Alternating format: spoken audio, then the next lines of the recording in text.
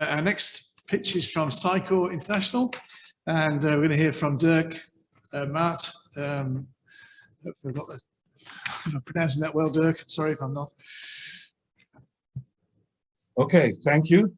My name is Derk Maat. I'm the President, CEO of SciCorp International, and I'm also the Chief Engineer of the company. And thank you for the opportunity today. And we are very interested in entering and impacting the wastewater treatment market in the UK with a new but proven, innovative, transformative technology.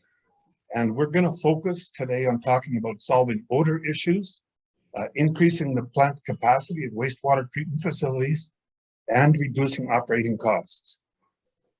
About our company, we're a privately owned company. We're located in Mississauga, Ontario.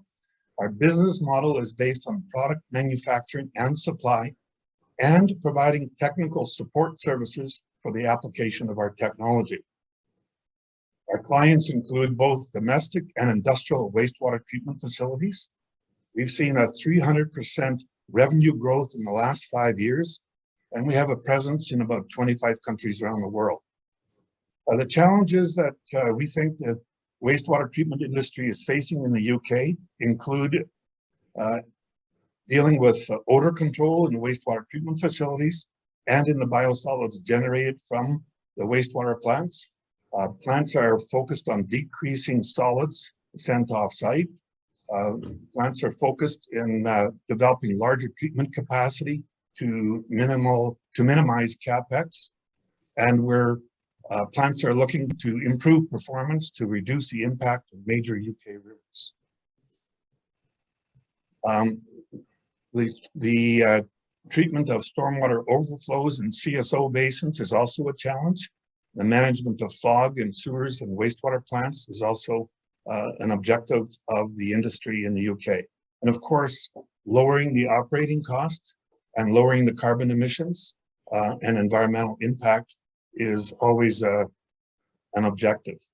Are you seeing my slides as I'm presenting them? Yep, it's all clear. All clear, yeah. Okay, so what is Biologic SR2? Our technology is a proprietary plant-based micronutrient. It is not an enzyme. It's not a bacterial consortium. It's not a mineral supplement or a derivative of humic acid. However, it is a product that stimulates existing bacterial populations in both aerobic and anaerobic systems.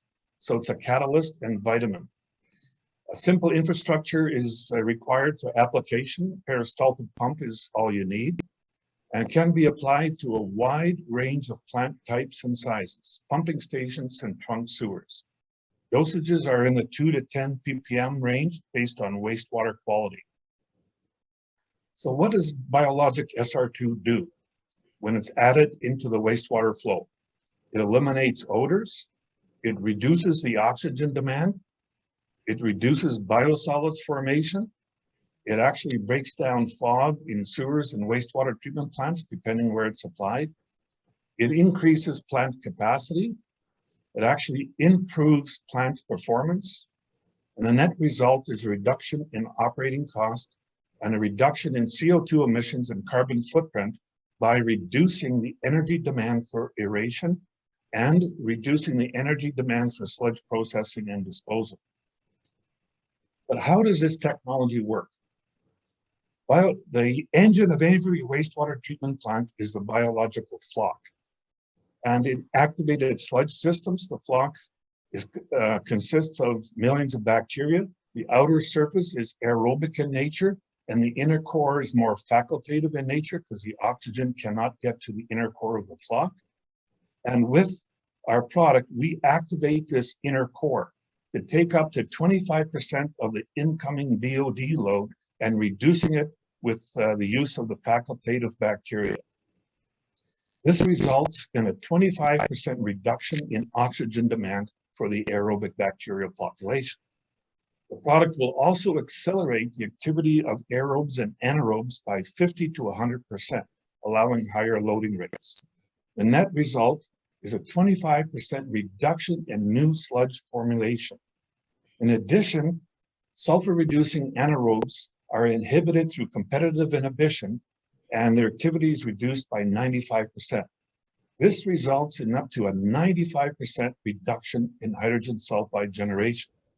The net effect is a 25% reduction in CO2 emissions from the operation of a plant. Biologic SR2 replaces costly and ineffective alternatives. It can replace chemical air filtration to reduce odors. It reduces the need for costly treatment plant expansions.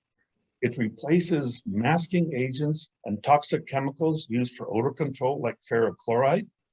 In lagoon applications, it actually reduces the dredging demand and frequency. And there's a much faster return on investment. The savings are immediate as the product is used in a wastewater plant, and there's a much lower cost of implementation. I'd like to present 3 full-scale case histories. This is a municipal wastewater treatment plant where we saw a 98% reduction in odors being generated at the facility, a 25% reduction in solid sent to landfill, and a 25% reduction in operating costs, and a 100% reduction in odor complaints from the surrounding neighborhood. This is a creamery producing cheese and butter products. There we saw a 98% reduction in lagoon odors. It was an aerated lagoon facility, a 35% reduction in the energy required for aeration, and an actual 400% increase in lagoon dissolved oxygen levels. And the net result was an 83% reduction in the lagoon sludge accumulation at the bottom of the lagoon that required dredging. Moving into pulp and paper, at this facility, we saw a 25% increase in load capacity without adding additional aeration, a 35% increase in phosphorus removal efficiency, and a 98% reduction in odor complaints, and a 23% decrease in biosolids being wasted from the facility. You've got 2 minutes, Derk. Okay, we plan to enter the market with key partnerships with consultants and designers, and with direct sales to water utilities and industrial clients. We try to collaborate with federal and provincial Canadian trade commissioners to identify clients and distributors in the UK, and we provide treatment trials with guaranteed performance for key metrics. And our technology, when implemented, will reduce CO2 emissions by up to 25%. And I'd like to present a video testimonial from the municipal plant referenced earlier. We were looking for a solution and nothing was really coming our way, and then we got into a discussion with Mike Dale, who works for Waste Management at the time, and he suggested SciCorp, so we brought these folks in and tried them out. The sludge prior to being treated was in excess of 200 parts per million of H2S, and it could have been 2,000 for all I know. Our meter just goes up to 200. Well, we started with the pale test, and they brought the concentration down below 5 consistently. And then also the biological part of things, we reduced our tonnage to the landfill by about 25%. Treatment plant 20, it's got a reduction of about 20%. And I think it's less there because they've got a smaller detention time on the biosolids. So it's been a money-saving ordeal for us as far as landfill fees, tipping fees.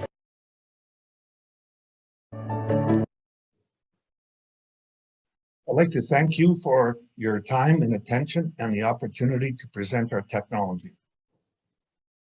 Thank you, Derk. Again, beautifully brought in on time. Thank you so much for that. Right, judges, yes, can Matt go first? Thank you. Yep. Okay. So thanks, Derk. You've made an impressive case for the benefits that the system delivers. I wonder whether you could give us just a little bit more on the cost side of that equation in terms of how much of the product is used, what the unit cost of that product is. So give us a bit of a flavour for the cost side as well as the benefit side, if that's possible. Okay, the cost of the product is approximately 10 pounds per litre, and the dosages are 2 to 10 ppm depending on the concentration of BOD and COD in the wastewater.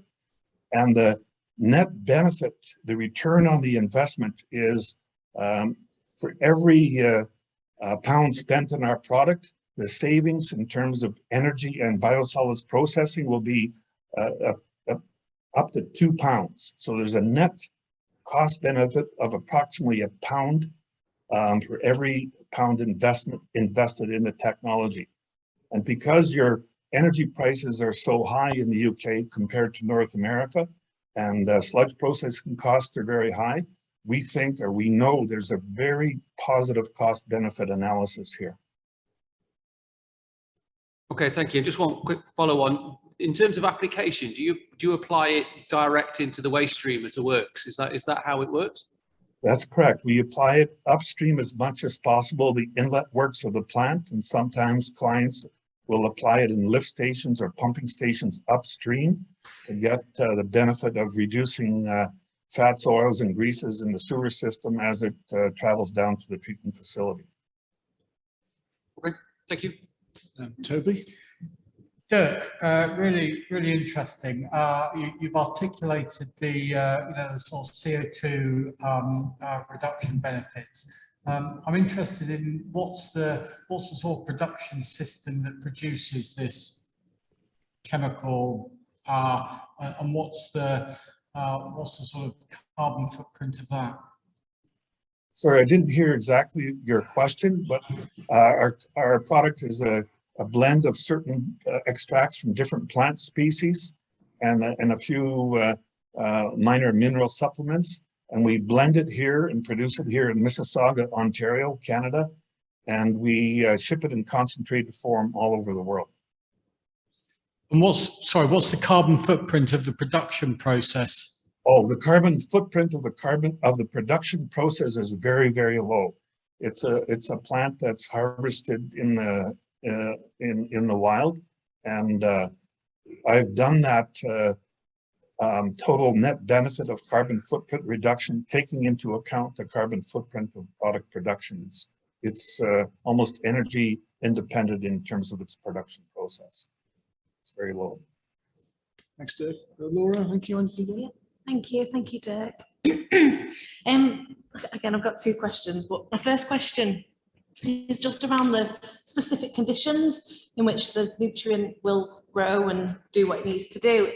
From a wastewater perspective, is there any particular conditions that this product wouldn't work or thrive in, I suppose? Very good question. We always analyze a wastewater treatment facility and its operation before we make a recommendation. And one of the critical factors in any wastewater plant is the F to M ratio, food to microorganism ratio.